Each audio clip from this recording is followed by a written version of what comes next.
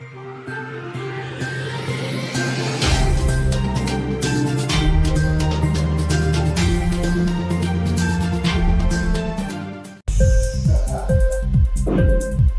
TV prime time news కి స్వాగతం.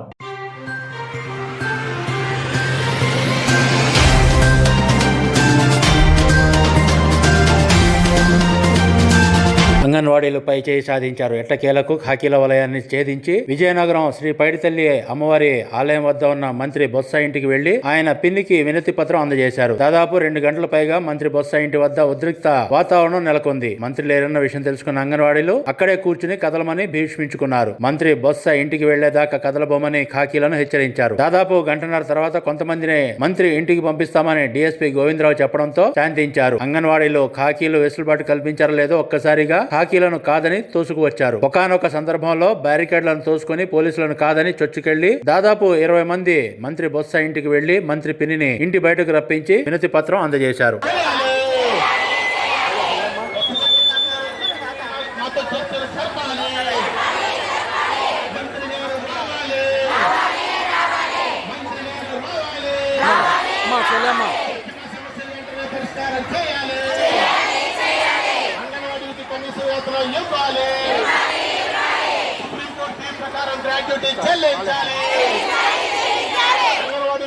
డిమాండ్లు పరిష్కారం చేసేంత వరకు పోరాడతా.